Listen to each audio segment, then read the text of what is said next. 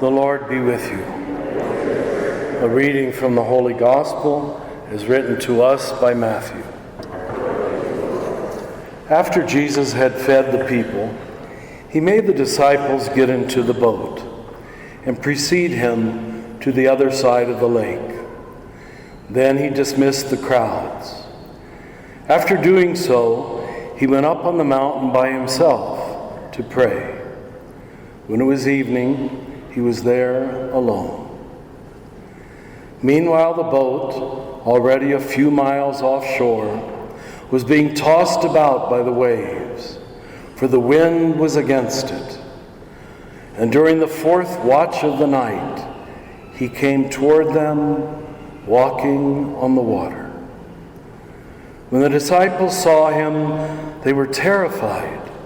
"It is a ghost," they said, and they cried out in fear. At once Jesus said to them, "Take courage, it is I. Do not be afraid." And Peter said to him in reply, "Lord, if it is you, command me to come to you across the water." And Jesus said, "Come." And Peter got out of the boat and began to walk on the water toward Jesus. But when he saw how strong the wind was, he became frightened. And beginning to sink, he cried out, "Lord, save me." Immediately Jesus stretched out his hand and caught Peter. And he said to him, "O man of little faith, why did you doubt?" After they got into the boat, the wind died down. And those who were in the boat did him homage, saying, "Truly, you are the Son of God." This is the gospel of the Lord.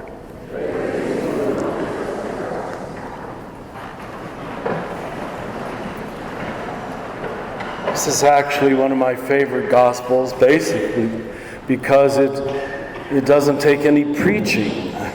It's just the text. The sermon is obvious, or at least it should be, if you were listening. One of the points that was never pointed out to me in my early hearings of this was we're supposed to, of course, be in awe that Jesus walks on the water. But the real further point is that Peter does too, which means we can too. It's not just to say a wow for Jesus. It's to say, what I have done, you also can do. And of course, the whole point is not about physically walking on water, although I'm sure Jesus could do that. But that misses the point. Let's try to get the point.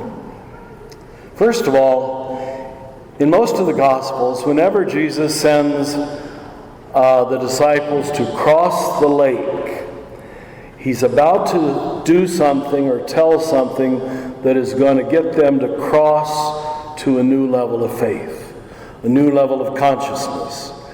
He's really not talking about crossing the lake. He's about crossing boundaries of understanding. And he doesn't go with them. He stays on the other side to pray, almost as if he knows they're going to need prayer to get this new lesson. He's always giving them lessons. For 3 years, he's walking the roads and using the real experiences of life to teach them about what matters. So we have the boat, 4 o'clock in the morning, strong wind comes up, and then they seemingly see this impossible presence. Jesus where men are not supposed to be, walking on water. And so their first response is not excitement, but fear. We're used to the predictable.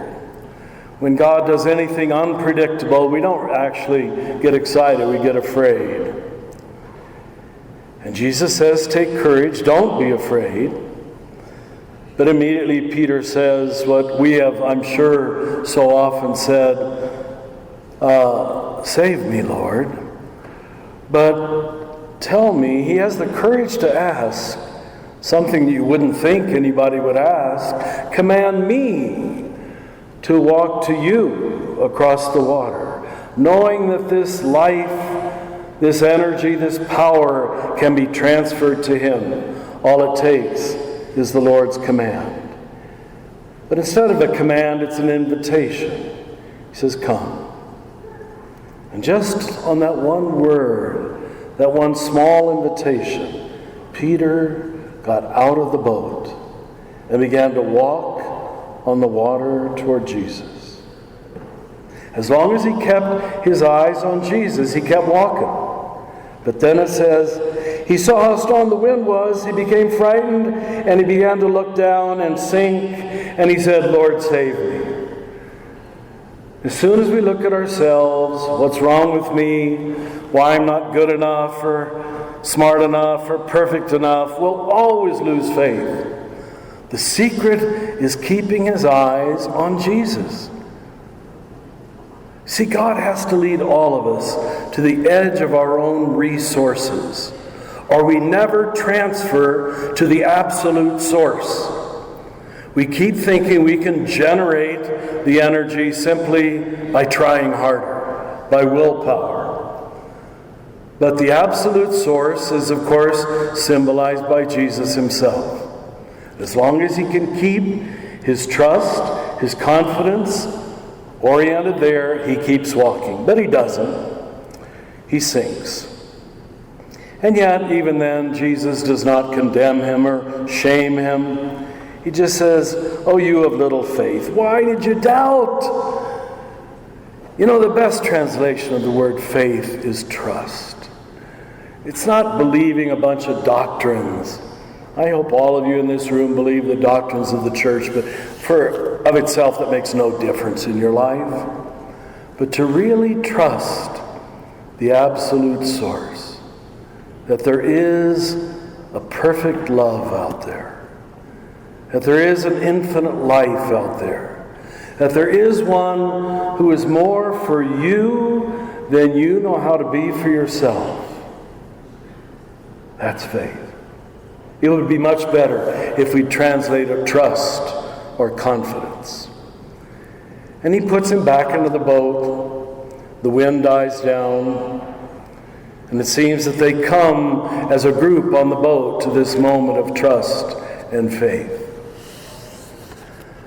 A few weeks ago I was in Rome, and the first time I got to go down about 3 or 4 levels under the great altar of St. Peter, where they say he was buried. And it was always doubted, could it really be that on the Vatican Hill, on the very spot where this little fisherman, this man who walked on the water, was buried? And only in the last century did archaeologists keep going down another layer, another layer, another layer. And believe it or not, you can go down and you can see what is now a little box. Now it's covered with gold, of course. But there, they found some bones directly under the high altar of St. Peter's. And they did all the tests on them, and they're the bones of a first century Palestinian man. They were right. This little guy, this little uneducated fisherman who walked on the water after Jesus, has the biggest tomb in the world. I remember when I was first there many years ago, and my history professor was with me. We were standing at the back door of St. Peter's looking at this church the size of 3 football fields, and he was explaining all the wonderful architecture and art and measurements of the building. And a little not so smartly dressed Italian man came in and stood there right next to us. Then he muttered something in Italian and walked back out of the church. And I didn't understand, so I said, "What did he say? What did he say?" He said, "Pretty nice tomb for a fisherman." Then he walked out. He wasn't impressed by all the Michelangelo and Da Vinci and art and gold and so forth. He knew that the whole thing was built to honor the faith of one little man who knew that he could walk on water just as well as Jesus.